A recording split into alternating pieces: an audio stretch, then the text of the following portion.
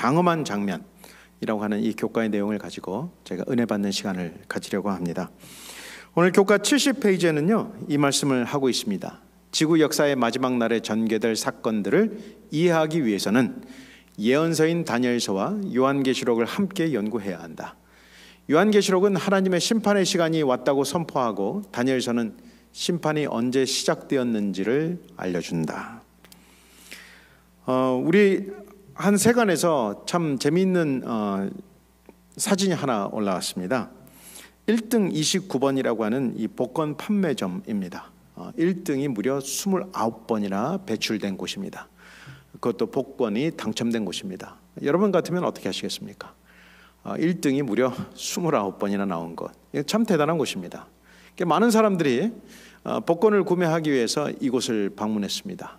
아마 이 근처에 살았다라고 하면 뭐 재미삼아서라도 한번 가봄직할 만한 어떤 그런 유혹을 받을 수 있는 그런 곳입니다. 뭐 1등이 무려 29번이나 나왔으니까 말이죠. 많은 사람들이 이 복권 판매점에 관심을 가졌어요. 그리고 전국 각지에서 이 복권을 구매하기 위해서 이곳으로 몰려들었습니다. 그런데 얼마 후에 이 복권 간판집이 다음과 같이 복권의 간판이 바뀌었습니다. 2분 후 단속이라고 하는 간판으로 바뀌었습니다. 1등 29번에서 간판 이름이 무엇으로 바뀌었다고요? 2분 후에 단속된다. 이 대구 경북 최다 당첨. 그렇습니다. 2분 후 단속. 왜 이렇게 간판이 변했을까? 속사정이 있었습니다. 전국 각지에서 이 복권을 사러 내려오고 몰려들다 보니까 이곳이 인산인해를 이루고 사람들이 차를 주차해 두다 보니 지역 상권의 교통 흐름에 방해가 되어서 2분이 지난 즉시 경찰에서 단속을 이 지역에 하기 시작했습니다. 그래서 이 복권방 주인이 손님들의 편의를 위해서 자기 자신의 이름을 바꾸었습니다. 그 이름을 2분 후 단속이라고 자기 복권방 이름을 바꾼 것입니다. 누구나 이 편의점을 들어올 때는 2분 후 단속이라고 하는 이 메시지를 보고 들어옵니다.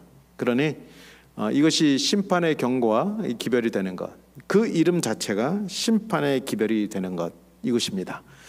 제가 이 아침부터 왜 이 말씀을 드리는가? 여러분이 복권을 사라고 말씀드리는 일이 아닙니다. 이 이름에 심판의 기별이 담겨져 있는 것, 이것은요 어느 세상의 어느 교단을 살펴봐도 제7일 안식일 예수 재림교 이름 외에는 없습니다. 그러니까 우리 교단명 이름에, 우리의 이름에 무엇이 담겨져 있다고요? 심판의 이름이 담겨져 있습니다. 우리 제7일 안식일 예수 재림교회가 가진 이 기별은 이 다니엘서와 요한계시록의 내용을 주로 이루고 있습니다. 특별히 여러분이 잘 아시는 대로 1844년 대실망 사건이 일어난 직후에 일어났던 우리 믿음의 선조들의 전통을 따라서 제7일 안식일 예수 재림교가 만들어지고 그 역사를 우리가 지금까지 이어져 내려오고 있습니다. 그래서 오늘 이 다니엘서와 요한계시록의 부분들을 제가 함께 이어서 조금 살펴보려고 하는데요. 오늘 이 아침 좀 짧은 시간이지만 여러분이 잠깐 집중해 주시면 감사하겠습니다. 성소 정결이라고 하는 이 주제는 이 다니엘서와 요한계시록의 주를 이루는 부분입니다. 여러분이 잘 아시는 대로 이 성전이라고 하는 이 배경을 통해서 시간적인 순서에 따라서 우리 하나님께서 이 구원의 청사진을 우리들에게 베풀어 주셨습니다. 번제단에서 십자가 곧 영원한 속죄가 일어났습니다. 그리고 이 물두멍에서 부활이라고 하는 것, 구원의 첫 열매가 베풀어졌고, 오순절 성전으로부터 들어가는 이때부터 이 성전 뜰의 성전 안의 삶, 바로 언약을 맺은 성도의 삶이 시작이 됩니다. 그래서 잘 아시는 대로 진설병상과 떡상 그리고 분향단은 성도들의 삶이 어떠한가를 우리들에게 알려주고 있습니다. 그래서 이 언약을 체결한 하나님의 백성이 된 백성들의 삶이 우리 계시록에는 7 교회로 나타나 있고, 그것을 지킬 때 어떤 축복을 받는가 우리는 7 인을 통해서 그 축복들을 살펴보았습니다. 그런데 이 성소에 전쟁이 있었습니다. 이 역사를 살펴볼 때 한때와 두때와 반때, 곧 1260년 동안 성도들이 그 성소에서 어떤 핍박을 받았는가가 예언에 등장하고 있습니다. 그에게 매일 드리는 제사를 없애버리고 그의 성소를 헐어버리고 매일 드리는 제사가 넘겨진 바 되고 성소와 백성이 내어준 바 되었다. 이것이 바로 우리가 역사로 이해하는 한때와 두때와 반때의 기간입니다. 그런데 이 나팔절이라고 하는 이 절기를 통해서 이 남은 자손이 등장합니다. 우리가 잘 아시는 대로 이 나팔절이라고 하는 것이 재림 운동의 시작을 가리키는 것이고 지성소 사업의 시작을 알리는 것이며 이 지성소 사업이 곧 끝날 것이라고 하는 그 시작을 알리는 아주 중요한 기점을 가지고 있습니다. 그런데 이 지성소에서 또 다시 싸움이 벌어지는 것을 우리는 계시록 13장을 통해서 이해하게 됩니다. 왜 그렇습니까? 용이 권세를 그에게 주었고 다 그 짐승에게 경배하고 하나님을 향하여 비방하며 하나님의 이름과 그 장막을 비방하는 일이 일어난다. 이것을 가리켜 우리는 대속죄일이라고 이해하고 있습니다. 그래서 이 마지막 시대의 싸움이 무엇인가? 이 마지막 시대의 싸움은 이 작은 뿔과 하나님의 심판의 이 관계를 다루고 있는데 우리가 조금 전에 살펴본 대로 시기적으로 대속죄일을 의미합니다. 역사적인 순서로 시간적인 순서로 볼 때에도 이것은 시기적으로 대속죄일을 가리킵니다. 그래서 오늘 이 교과에 나타난 이 다니엘서 7장의 배경이 어딘가? 바로 지성소입니다. 다른 말로 대속죄일의 시간이라고 하는 것을 가리키고 있는 것이죠. 다니엘서 7장 26절 말씀에 그러나 심판이 시작이 되면 지극히 높으신 이의 거룩한 백성에게 붙임 바 되리라 라고 하는 것. 그리고 내가 그 뿔을 유심히 보는 중에 다른 작은 뿔이 그 사이에서 나더니 옛적부터 항상 계신 이가 좌정하셨는데 심판을 베푸는데 책들이 펴놓여 있더라. 이것은 이 백그라운드는 다니엘서 7장에 나타난 이 백그라운드는 바로 지성소를 가리키고 시기적으로는 대속죄일의 시간을 가리킨다라고 하는 것. 우리가 조금 전에 살펴본 대로 다니엘서와 요한계시록의 이 배경하에서 우리가 다니엘서 7장을 그렇게 이해할 수 있는 것이죠.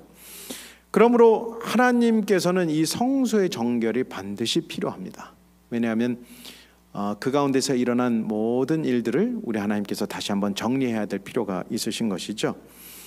두 번째는 이 사단의 참소에 대한 대답을 우리 하나님께서 분명히 주셔야 합니다. 계시록 13장 6절에 보면 짐승이 입을 벌려 하나님을 비방한다 그랬습니다. 그리고 생명책의 창세 이후로 이름이 기록되지 못하고 이 땅에 사는 자들은 다 그 짐승에게 경배하리라.